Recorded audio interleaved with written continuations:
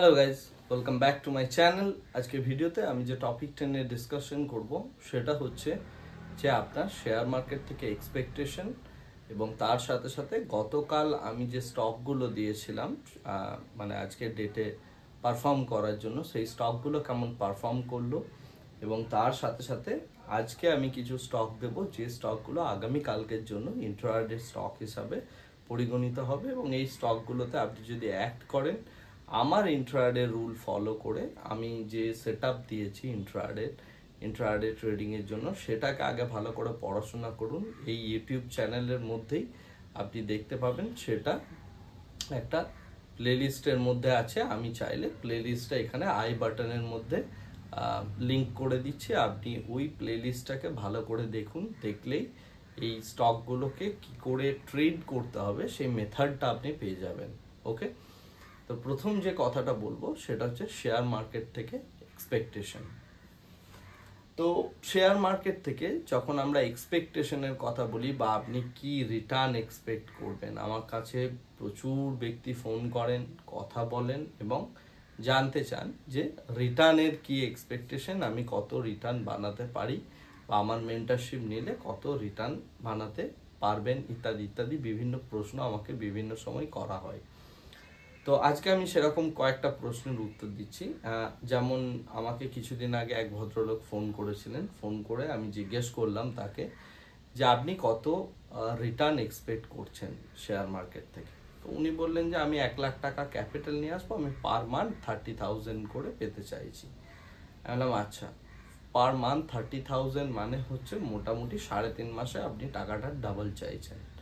তো 3.5 মাসে যদি ডাবল হয় তার মানে হচ্ছে যে যদি আমরা 8 বার ডাবল করতে পারি 1 লক্ষ টাকাকে, তাহলে সেই টাকাটা কোথায় গিয়ে দাঁড়াবে জানেন?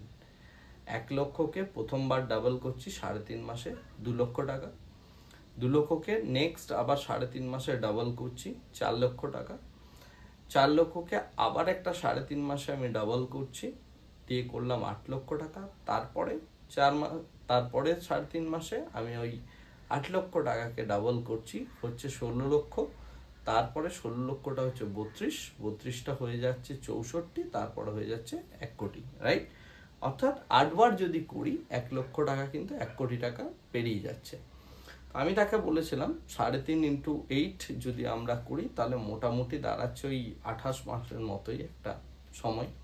তাই বললাম আপনি তার মানে 1 লক্ষ টাকা থেকে 1 কোটি টাকা বানাতে চাইছেন হচ্ছে নেক্সট 2.5 বছরের মধ্যে, রাইট? শুনে ব্যাপারটাতে উনি হকচকিয়ে গেলেন এবং আমি তাকে এটাই বললাম যে আপনি এই যে চিন্তা ভাবনাটা করে শেয়ার মার্কেটে আসছেন এটা হচ্ছে আনরিয়ালিস্টিক চিন্তা ভাবনা। এই আনরিয়ালিস্টিক চিন্তা ভাবনা নিয়ে যদি আপনি মার্কেটে আসেন, ঠিক আছে, তাহলে মার্কেট আপনার টাকাটা খুব তাড়াতাড়ি কনজিউম করে নেবে। তার কারণ হচ্ছে ওটা হচ্ছে আপনার এক্সপেকটেশন। ওই এক্সপেকটেশনটাকে মিট করার জন্য আপনি কি করবেন, ওই 1 লক্ষ টাকার এগেনস্টে হিউজ রিস্ক নেবেন, রাইট? সেই যে রিস্কটা নেবেন, এই রিস্কটা কনস্ট্যান্টলি আপনার টাকাটাকে নিচের দিকে ড্র্যাগ করবে, কারণ মাঝে 1, 2, 3, 4, 5টা ট্রেড আপনার লসে যাবেই যাবে। শেয়ার মার্কেটে আপনি যতই কাজ করুন না কেন, কেউ যদি বলে তার সাকসেস রেট 100% এবং তিনি যে ট্রেডটাই নেন সেটা সফল হয়, এটা একদম ফালতু কথা এবং ওইভাবে রিয়েল ট্রেডাররা কাজ করেন। স্টপ লস আপনার হিট হবে, হিট রেট এবং তার সাথে হচ্ছে রিস্ক টু রিওয়ার্ড, এটা হচ্ছে একটা গেম। এর একটা স্ট্যান্ডার্ড ক্যালকুলেশনস আছে, সেই ক্যালকুলেশনসটা ফলো করে মার্কেট এগিয়ে যায়। তো আমাকে যারাই এরকম এক্সপেকটেশনের কথা বলে আমি তাদেরকে একটু রিয়েলিটিটা দেখানোর চেষ্টা করি। রিয়েলিটিটা হচ্ছে এটা যে যদি ওই লেভেলের টাকা আসে তাহলে প্রথম যে জিনিসটা আপনার ভাবা উচিত সেটা হচ্ছে যে টাকার উৎসস্থলটা কোথায়। এরকম তো নয় যে ভারতবর্ষের গভর্নমেন্ট মানে 1 কোটি 1.5 কোটি 2 কোটি মানে কোটি কোটি টাকা আর কি টাকশাল থেকে ছাপাচ্ছে আর শেয়ার মার্কেটে ঢুকিয়ে দিচ্ছে আর বলছে তোমরা বের করে নাও। বিষয়টা এরকম নয়। অ্যাভারেজ ডে ট্রানজ্যাকশন শেয়ার মার্কেটে এবছর পার ডে মোটামুটি কীরকম ট্রানজ্যাকশন হচ্ছে বা কত টাকার টার্নওভার হচ্ছে তার একটা ক্যালকুলেশনস আছে, ইয়ারলি ট্রানজ্যাকশনের একটা ক্যালকুলেশনস আছে। রিটার্ন টোটাল সমস্ত কোম্পানিগুলো মিলে কত টাকা রিটার্ন বানাবে সেটার একটা ক্যালকুলেশনস আছে। গ্যাম্বেলাররা গ্যাম্বেলিং করে কত টাকা এদিক ওদিক যাচ্ছে তারও একটা রেশিওজ আছে। আমি নাম্বার গেমে পড়ছি না, কারণ নাম্বার গেমে পড়লে পুরো ভিডিওটা অ্যাকচুয়ালি জটিল হয়ে যাবে, আমি সিম্পল রাখতে চাইছি। এই ক্যালকুলেশনসগুলোর মধ্যে আপনার ক্যাপিটাল এনে আপনি যে রিটার্নটা বানাবেন সেটা এই প্রত্যেকটা নাম্বারের সাথে সামঞ্জস্য থাকতে হবে, তবে জানবেন আপনি একটা রিয়েলিস্টিক চিন্তা ভাবনা করছেন। আর যদি সেটা না হয় তার মানে আপনার চিন্তা ভাবনাটা রিয়েলিস্টিক নয়। আপনি ভাবুন যদি 3.5 মাসে কেউ শেয়ার বাজারে টাকা ডাবল করতে পারে, মানে এটা হয়তো সম্ভব, একবার সম্ভব, দুবার সম্ভব, স্মল ক্যাপিটালে সম্ভব, বাট রেগুলার বেসিস এটা সম্ভব নয়, নাম্বার 1। নাম্বার 2 হচ্ছে মার্কেটের স্ট্রাকচার সেরকম হতে হবে, বাট মার্কেটের ওই রকম স্ট্রাকচার থাকে না অল টাইম। এবং এটার জন্য যে লেভেলের অ্যাকিউরেসি, যে লেভেলের স্মার্টনেস এবং যে লেভেলের আপনাকে প্লেয়ার হতে হবে, এই টাইপ অফ প্লেয়ার কিন্তু মার্কেটে খুব কমই আছে। সুতরাং আপনার রিটার্ন এক্সপেকটেশনটা রিয়েলিস্টিক্যালি সেট করুন। একটা জিনিস ভেবে দেখুন, মার্কেটে যারা মিউচুয়াল ফান্ড ম্যানেজার তাদের কাছে কয়েক হাজার কোটি টাকা থাকে, রাইট? 10,000 কোটি, 15,000 কোটি এরকম টাকা তারা ম্যানেজ করে।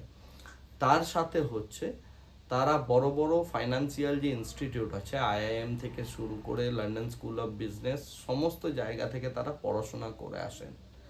তাদের কাছে ম্যান পাওয়ার আছে, তারা চাইলে কোলোকেশন ডেটা সেন্টার মানে কোলোকেশন সার্ভার বানাতে পারে NSE অফিসের পাশে, এবং তারা ভালো ট্রেড জেনারেট করতে পারে। তো এত সব কিছু করেও তারা কি রিটার্ন বানায়? বেসিক্যালি তারা রিটার্ন বানায় 15%, কোনো মার্কেট ভালো থাকলে কোনো মিউচুয়াল ফান্ড 20%, 25%, 2-4টে বছর। আবার নেগেটিভ ইয়ারও থাকে যেখানে তারা সেই রিটার্নটা কম বানায়, রাইট?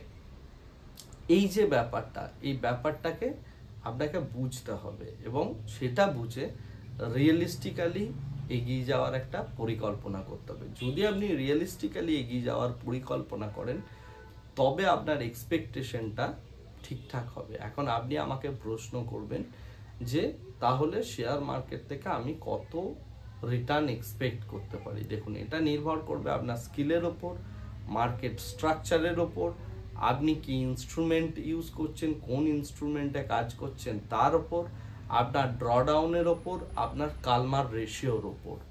তো এই সমস্ত বিষয়গুলো আগে আপনাকে জানতে হবে, সেটা নিয়ে সুদীর্ঘ একটা পড়াশোনার প্রয়োজন। সেই পড়াশোনা যদি আপনি না করে, মানে বাংলায় একটা কথা আছে না, ছেঁড়া কাঁথায় বসে লাখ টাকার স্বপ্ন দেখা, শেয়ার মার্কেটে অধিকাংশ রিটেলারের চিন্তা ভাবনাটা হচ্ছে এইরকমই, যে আমরা আসবো এখানে টাকাটা নেব, এই স্টকটাই লাগিয়ে দে, ওই স্টকটাই লাগিয়ে দে, এই ইউটিউবারের কথা শুনে লাগিয়ে দে, দিয়ে আমার রিটার্ন তৈরি হয়ে যাবে। আদৌ বিষয়টা এরকম নয়। এত সহজ বিষয় হলে যে কেউ এসে যে কোনো কিছু ট্রেড করতে পারতো এবং যে কোনো কিছু ট্রেড করে সবাই পয়সা বানিয়ে নিত। তাহলে ট্রেডিংটা কোনো স্কিল এর জায়গায় থাকতো না। ট্রেডিং হচ্ছে একটা স্কিল গেম, এখানে আপনাকে স্কিল বানাতে হবে। যে গেমটা চলছে সেখানে আপনার স্কিল থাকতে হবে, সেটা যদি না থাকে তাহলে আপনি কিন্তু পয়সা বানাতে পারবেন না। আর এখান থেকে রেগুলার বেসিস পয়সা বানানোটা যথেষ্ট যথেষ্ট যথেষ্ট টাফ। আমি এই কথাগুলো বলছি এমন একটা সময়, যে সময় মার্কেটে বুল রান চলছে। আপনি হয়তো আপনার পোর্টফোলিওকে খুব বড় একটা ফুলে পেঁপে ঢাকঢোল হয়ে থাকতে দেখছেন, বাট এই জিনিসটা কিন্তু অল টাইম চলবে না, আগামী 20 বছর ধরে চলবে, বিষয়টা সেটা নয়। আপনাকে এর মাঝে পেইন দেখতে হবে, মাঝে মার্কেট ক্র্যাশ করবে, ড্রডাউন হবে, সেইটাকে ঝেলে কিছু কোম্পানি মার্কেট থেকে সম্পূর্ণভাবে বিলুপ্ত হয়ে যাবে, যেগুলো আজকের ডেটা আপনার কাছে খুব ভালো কোম্পানি বলে মনে হচ্ছে। এক সময় ছিল যে সময় ইয়েস ব্যাংক খুব ভালো কোম্পানি ছিল, এক সময় ছিল যখন DHFL কে ভালো কোম্পানি বলা হতো, এক সময় ছিল যখন কিংফিশারকে ভালো কোম্পানি বলা হতো, এক সময় ছিল যখন রিলায়েন্স পাওয়ারকে ভালো কোম্পানি বলা হতো। আপনি একটা সিম্পল জিনিস ভেবে দেখুন, ইন্ডিয়াতে এই লাস্ট 3 বছরে সব থেকে বড় IPO যেটা এসেছিল তার রিটার্ন দেখুন, সেটা হচ্ছে LIC-তে যারা টাকা ইনভেস্ট করেছিলেন তার রিটার্ন হচ্ছে লাস্ট 2 বছরের টোটাল হচ্ছে 7%। আপনি আজকের ডেটে এলআইসির প্রাইসটা নিন এবং মানে আজ থেকে 2 বছর আগে 2000 সম্ভবত 21 কি 22 হবে এইরকম সময় এলআইসির আইপিও এসেছিল। রিটার্ন পার্সেন্টেজ দেখুন, এইচডিএফসি ব্যাংক রিটার্ন, এই সমস্ত বড় বড় জায়েন্ট কোম্পানিরা রিটার্ন বানাতেই পারছে না। মিড ক্যাপ স্মল ক্যাপ দৌড়াচ্ছে, ঠিক আছে, ইটস ফাইন, এটা চলবে, কিছু সেক্টর পড়বে, কিছু সেক্টর চলবে। কিন্তু আপনি যদি কোনো সেক্টরে সুইং ট্রেডিংয়ে ফেঁসে যান বা কোনো সেক্টরে গিয়ে যদি আপনি ঠিকভাবে প্লে আউট না করতে পারেন, তাহলে আপনার রিটার্ন তৈরি হবে না। সুতরাং একটা রিয়েলিস্টিক অ্যাপ্রোচ নিয়ে তবে মার্কেটে নামুন। এই রিয়েলিস্টিক অ্যাপ্রোচটা মোটামুটি আপনি ওই, যদি আপনি প্রফিটেবল ট্রেডার হন, 15 to 24 to 40 টু মোটামুটি 50% এই রেঞ্জের মধ্যে আপনার রিটার্ন হয়তো থাকবে। ওকে, আপনার ক্যাপিটালের ওপর নির্ভর করছে। এবার এমন হতেই পারে মার্কেটে খুব ভালো রান চলছে, আপনি 1 বছর হয়তো দেখা গেল আপনার যে ক্যাপিটালটা রয়েছে সেই ক্যাপিটালের হয়তো আপনি ডাবল বা ট্রিপল বানিয়ে নিলেন। এরকমও ইয়ার থাকে, মানে বছর থাকে, যে বছরে হয়তো দেখা যাবে আপনার ক্যাপিটালের 5 গুণ রিটার্ন তৈরি হচ্ছে, কিন্তু সেটা একটা সিঙ্গেল স্টক থেকে হবে না। বাট সেই রকম সময়, সেরকম মানে বছর খুব কমই আসে। 10 বছরে হয়তো এক বছর এলো। সেই বছরটা আপনাকে গ্র্যাব করার জন্য মার্কেটে লেগে থাকতে হবে, মার্কেটে টিকে থাকতে হবে। তার জন্য আননেসেসারি রিস্ক নিয়ে কাজ করার কোনো মানে হয় না। রিয়েলিস্টিক্যালি চিন্তা ভাবনা করুন, রিয়েলিস্টিক্যালি ভাবুন, ভেবে শেয়ার মার্কেটটাকে কাজ করুন, একটা ব্যবসা হিসাবে নিন, তাহলে পয়সা তৈরি হবে। ওকে, আজকের ভিডিওর এটাই বক্তব্য ছিল। এরপরে আমি আসছি গতকালকের আমার যে ইন্ট্রাডে স্টকগুলো ছিল সেগুলো কেমন পারফর্ম করলো। গতকাল আমি যে কথাটা বলেছিলাম যে নিফটি রিয়েলিটি আজকে মার্কেটটাকে পুরো ড্রাইভ করবে। আজকে সারাদিনে দেখা গেছে নিফটি রিয়েলিটি -2% গিয়ে ক্লোজ হয়েছে। এবং নিফটি রিয়েলিটির যে স্টকগুলো আমার গতকালকের মানে স্টকের লিস্টের মধ্যে ছিল, আপনি চাইলে গতকালকে ভিডিওর ডেসক্রিপশন বক্স দেখতে পারেন বা ভিডিওটাও দেখতে পারেন, যেখানে আমি বলেছিলাম যে কোন কোন স্টকগুলো অ্যাক্ট করবে। তার মধ্যে যেসব স্টকগুলো ছিল সেটা হচ্ছে, 1 নাম্বার হচ্ছে ব্রিগেড, তারপরে হচ্ছে MSTC limited. MSTC limited 5% down, brigade ছিল 4% ডাউন, ইআই হোটেল 3% ডাউন, এছাড়া ছিল এনবিসিসি 4% ডাউন, প্রেস্টিজ এস্টেট ছিল যেটা 3.69% ডাউন, রাইটস 3% ডাউন, এবং তার সাথে হচ্ছে ব্রিগেড তো বললাম। এই সমস্ত স্টকগুলো ভালো ডাউন হয়েছে। এছাড়া আইটিআই মোটামুটি 1.5%, এমএমটিসি 2.5%-এর কাছাকাছি ডাউন, এলআইসি মোটামুটি 2% ডাউন। এই সমস্ত স্টকগুলো আমি অ্যাকচুয়ালি আমার মানে যে ইন্ট্রাডে হিসাবে আমি বলেছিলাম এগুলোর মধ্যে মুভ হতে পারে। তো আপনারা যারা যারা এর মধ্যে অ্যাক্ট করেছেন তারা আশা করি দেখতে পেয়েছেন এর মধ্যে মুভ। এবং কিছু স্টক যেগুলো মূলত এই ইনফ্রাস্ট্রাকচার সেক্টরে ছিল তারা কিন্তু একদম পুরো মানে সুন্দরভাবে ফলটা হয়েছে। আমি এটা বলতে পারি না যে ফল হবে না রাইজ হবে, তাহলে রেকমেন্ডেশন হয়ে যাবে, তার সাথে প্রাইস অ্যাড করে দিলেই রেকমেন্ডেশন হয়ে যাবে। আমি রেকমেন্ডেশন দেবো না, বাট আমি আপনাকে গেমটা শেখাতে চাইছি, তার সাথে আমি স্টকটা দিচ্ছি, আপনি সেই স্টকটার মধ্যে গেমটাকে ফেলে একটু দেখবেন, তাহলেই দেখতে পাবেন যে এই স্টকগুলোর মধ্যে কেমন মুভমেন্ট হচ্ছে। আজকে আমি যে স্টকগুলো দিচ্ছি আগামীকালকের জন্য, যে স্টকগুলো অ্যাক্ট করতে পারে সেটা হচ্ছে Aptus India, Alkem lab, Bata India, Cummins, J financial, FDC, Hawkins cooker, Ion exchange, IPCL labs, KNR construction, KIOCL, lemon tree, Mazagon dock, Mothersons, NOCIL, SJVN মানে সঞ্জীবন, এবং তার সাথে হচ্ছে জেনিথ হেলথ। তো এই স্টকগুলোর যে লিস্ট আমি ডেসক্রিপশন বক্সে অ্যাড করে দিচ্ছি, এবং এই স্টকগুলোকে আপনারা কালকে ফলো করতে পারেন। এই স্টকগুলোর মধ্যে কিন্তু একটা মোমেন্ট আসার চান্স আছে। ওকে, আগামীকাল তো দেখা যাক আগামীকালকের মার্কেটটা কীরকমভাবে যায়।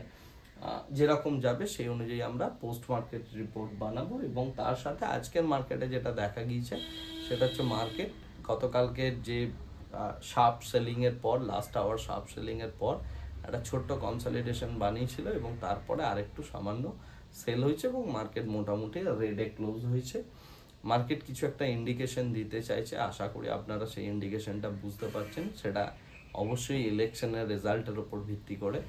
তো দেখা যাক মার্কেট কীরকম অ্যাক্ট করে, সেই অনুযায়ী আমরাও চলবো এবং আপনি আপনার বেটগুলোকে সেই অনুযায়ী প্লেস করতে থাকবেন, প্রোভাইডেড রিস্ক টু রিওয়ার্ড যে ম্যানেজমেন্ট আছে সেই রিস্ক টু রিওয়ার্ড ম্যানেজমেন্টটা ঠিক করে ফলো করবেন, ক্যাপিটাল ম্যানেজমেন্ট ফলো করবেন, স্টপ লস মাস্ট যে কোনো ট্রেডের জন্য। এইভাবে ট্রেডগুলোকে গুছিয়ে সুন্দরভাবে যদি করতে পারেন তবে শেয়ার মার্কেট থেকে প্রফিটেবিলিটি এক্সপেক্ট করবেন এবং তার সাথে রিয়েলিস্টিক্যালি চিন্তা ভাবনা করুন। ওকে, আজকের ভিডিওটা আমি এখানেই শেষ করছি। Thank you very much, bye bye, tata.